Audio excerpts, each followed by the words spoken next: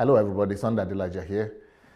I'm going to talk today on a topic that is going to be very controversial for a lot of people, and a lot of Nigerians might not like it, because I remember when Fashola was in the affairs of things in Lagos, he tried to clean Lagos up, right?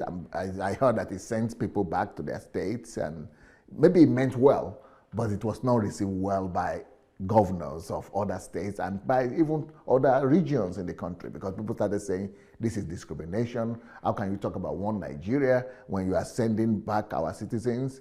You know, and most people who made this noise and much ado about nothing were Eastern governors and Eastern politicians. And then they will forget that, you know, you are saying it's because Lagos is Yoruba based, and that's why they are discriminating against the Igbos. Is this not Nigeria and all that? But they are forgetting that this happened between Enugu and Anambra as well, when the Enugu government sent back Anambra people, and this also happened between Abia and Enugu and Anambra also, when Abia sent back its fellow Igbos to their states. You say because of the civil servants' position and things like that, but everything in Nigeria is politicized, and that is one of the tragedies that we have. So everybody is trying to step carefully. Political correctness is killing our country. Do you all know that Lagos has been declared one of the worst cities in the world? And of course, you know the response of Nigerian politicians when you confront them with the truth in their face. This new governor that we just have, Sanwo-Olu or whatever his name, came out and said that no, we don't agree. We don't agree. We are not the worst.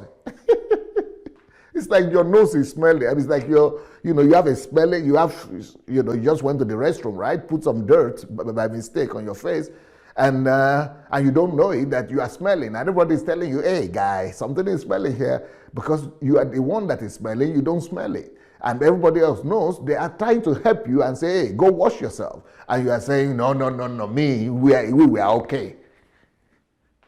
Face reality, guys. Wake up and smell the coffee. And the other guy who was there before this new governor, Ambode, did the same thing. In 2007, when they said Lagos was the second worst city in the world, Ambode also said, no, we don't agree. No, almost all the governors of Lagos State have been disputing that. But you want to compare Lagos to the other cities in the city? I mean, in the list?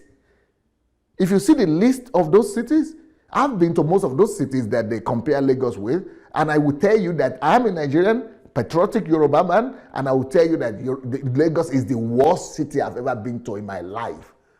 And the only people who are happy with Lagos are either people who are running the affair, who are making it the way it is right now, or people who have never been outside of Nigeria. Because when you are in your father's farm, you think it's the biggest and it's the best, and no farm like your father's farm. Until you go to your neighbor's farm, all right? Then you see that, your father's farm is a village farm, okay? Lagos. So what I want to talk about today is, I don't just want to complain, okay? I want to give some solution. I want to give some suggestions. And the very first thing that must be done is what I want to talk about today. And the topic of my speech is why Lagos must introduce registration of citizens. Compulsory registration. I didn't put the word compulsory, but you should understand what I'm saying. It must be a compulsory registration of citizens. Because Lagos, even though it's our commercial center, is the nerve of Nigerian economy, we are all proud of Lagos. Everybody loves Lagos from Nigeria. But when it comes to living, I mean, I don't know. If you have been to a worse city, let me know. Maybe Kinshasa in Africa, but we are talking, don't compare yourself with the worst of the worst in the world. Compare yourself with the best. Then you will discover that, we are back in the Stone Age in Lagos, let me tell you the truth. Because this poll that was conducted, it was conducted between 140 cities worldwide. And of course, Lagos came last. The third from the last, third worst city.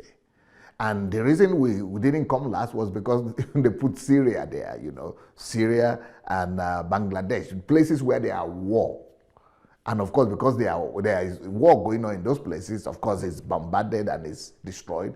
But we don't have war going on in Lagos, and we cannot make order.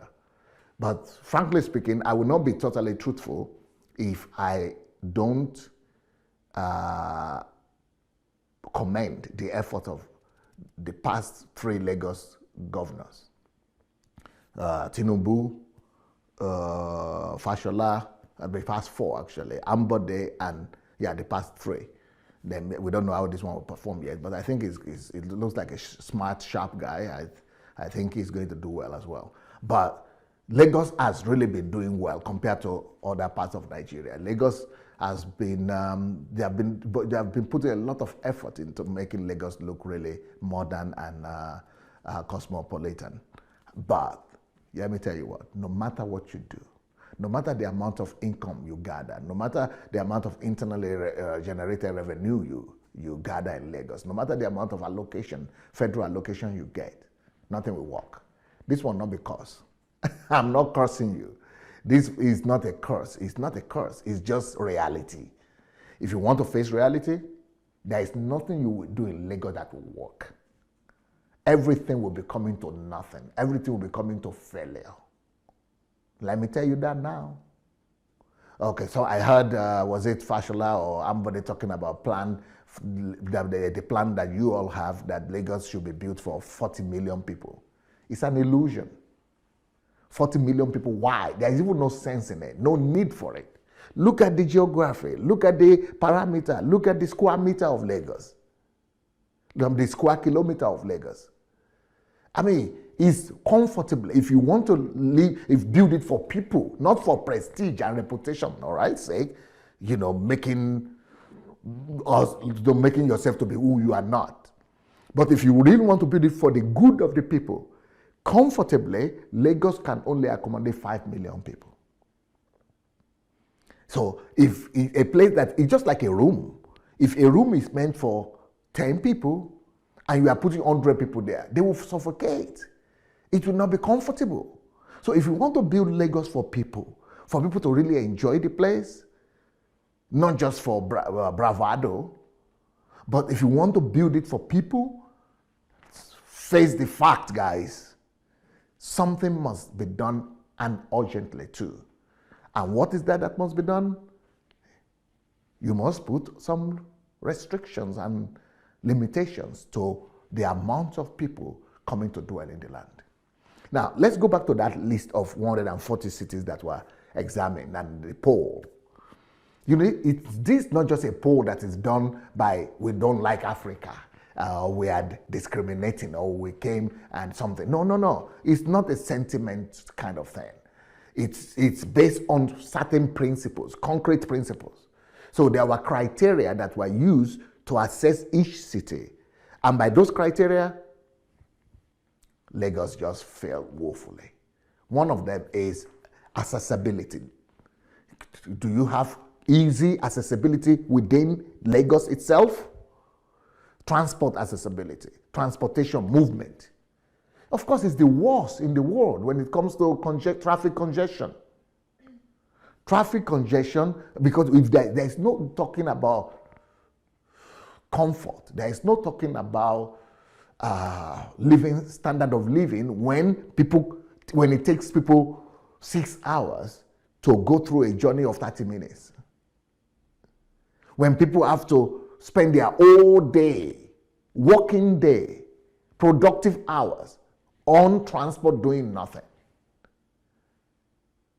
Of course, there are cities that have maybe almost as big congestion, but they have been able to resolve it in very creative manners. But Lagos has not been able to. So that complicates the lives of people. And the transportation services are horrible. We don't have the metro in Lagos. We don't have underground. And we don't have helicopter transportation like in Sao Paulo. So, Shabi, tell the truth to yourself, Sanwo-Olu. Don't be saying we are patriotic. Just like what President Buhari did when they told him about the list of 80 Nigerians, or almost 70-something Nigerians that were wanted on FBI list. He said, no, these are just exemptions. These are not Nigerians. We are okay. We are okay. The same thing you are doing, dear governor, that we are okay, we are not the worst. Who are you deceiving? You're not deceiving people who are experiencing that on daily basis, who are going through the hell of Lagos on a daily basis, even if you are going to deny it from now till eternity.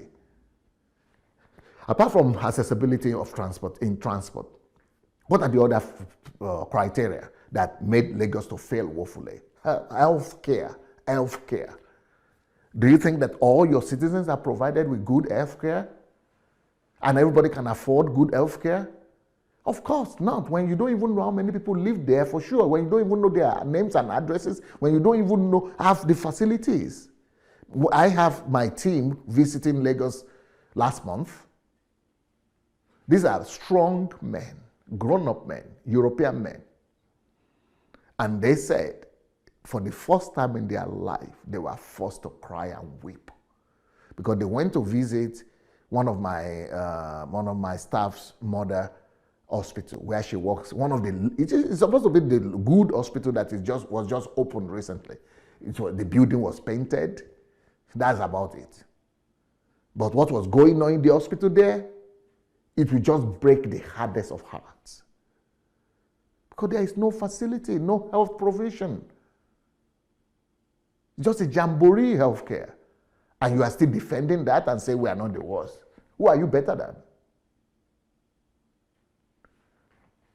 Environment.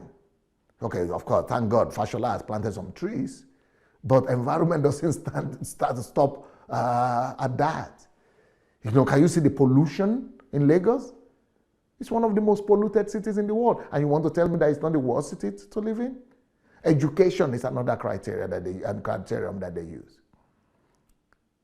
Can you see some classes, some building blocks, some school blocks where there are no buildings as such? Some people are sitting down on the floor.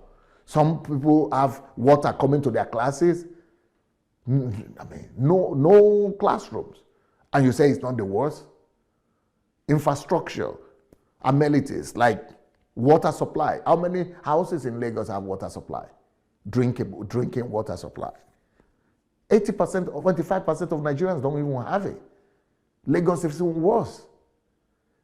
In Nigeria, only 15% of people have toilet, water system in their rooms, in their homes. And you're saying we are better than anybody else? Let's humble ourselves, guys. Let's humble ourselves and face reality. The ease of living in Lagos is not comparable to anything that is human out there. The ease of walking in Lagos is nothing to write home about. The ease of studying in Lagos, compare it to any country in Europe. I mean, it's just like you are living in hell. So, but let's talk about solution, okay? To bring sanity to Lagos, let me even start by talking to Mr. Tinubu. Mr. Tinubu, you are a far-thinking person. And people say you have the willpower to make a difference. Please, can't you convince these your governors and even the president and your party that Lagos must do what is right, no matter the cost? Because I'm sure it's going to be difficult for you to take the decision that I'm recommending right now. That we need to introduce compulsory registration of citizens in Lagos. And anybody that wants to live in Lagos, or they want to work in Lagos, or study in Lagos, if they want to work, let them show us the work permit. And let the job or the employer tell us the accommodation that they have provided for that person. Or anybody that just wants to live there, let him tell us the address, his residence address, and the income that he has to sustain him. If he's studying there, let's see the registration and let's see the registration of the accommodation that the school has provided for him. You see, this is a normal practice in every civilized country. But it's just like saying you are, Mr. Tinubu, let's take your family, for example, or Mr. Sanwo-Olu, right? That you are the head of your family, okay? And you go into the market to buy food for them. And you don't even know how many members of your family that you have. You don't know if you have 10 members of the family, if you have 9 children, 8 children, and then you and your wife, or you have 2 children and you and your wife. So if you go to the market, that's a huge difference to know, am I buying things for 10 people or for 4 people or 3 people? And then you don't even know if they are men or women. Because if you don't have, statistics, how many women do you have? How many girls do you have? How many boys do you have? How many men do you have? How many children do you have? How many toddlers do you have? You don't have statistics of everybody living in your city. It's like a family. A city or a nation is a microscopic copy of the family. It's a picture of the family. So if you don't even know how many children you have, what are their sex, and how old are they? Where do they go? What do they need? How can you provide for your family? Same thing for a city or for a nation. The fact that Nigeria has failed woefully, that we don't have biometric data of our citizens, and it's a shame enough. But Nigeria, we could still say, okay, it's a bigger challenge because we're 200 million. But why can't you start that from the little state of Lagos, from one place? You are the progressive state, you call yourself. Start registration, introduce biometric registration of every citizen. And if people cannot back up their argument to live in the city, set your city free from illegal migrants or illegal dwellers.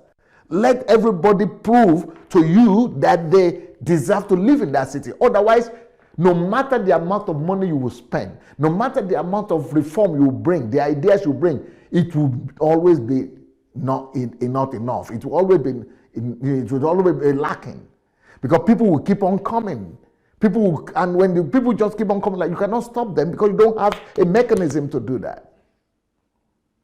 This is the normal practice in every civilized nation. In any country where either you want to live there, or you want to study there, or you want to work there, you have to register yourself in the city you are living in by force.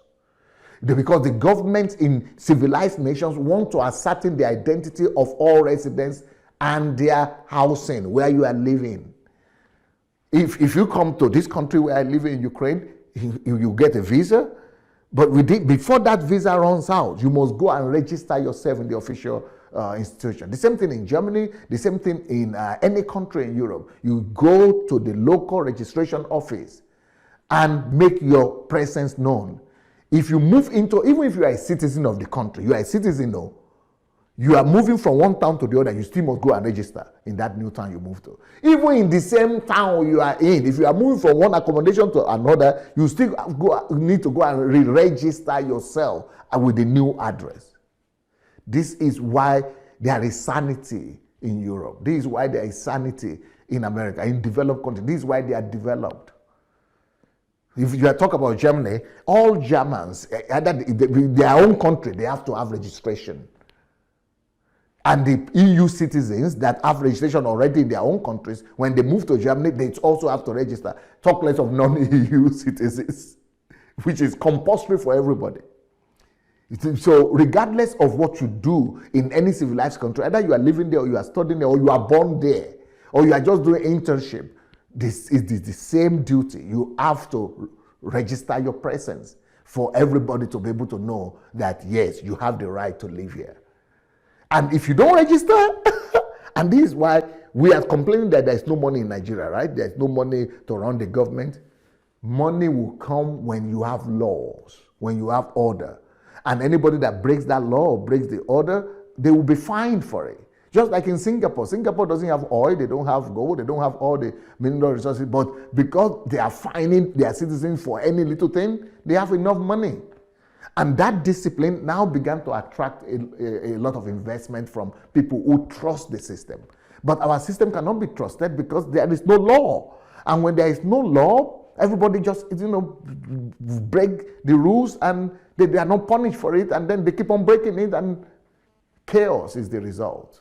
So, but in Europe here, let's take Germany for example. If you are born in a city, let's say Dresden. You are born in Dresden, and you live there in your house or your father's house all your life, then you built your own, and you move from your father's house to your own house, and you didn't register. You know how much the fine is? By the time the city authority find out, they will fine you at least to start with 1,000 euros.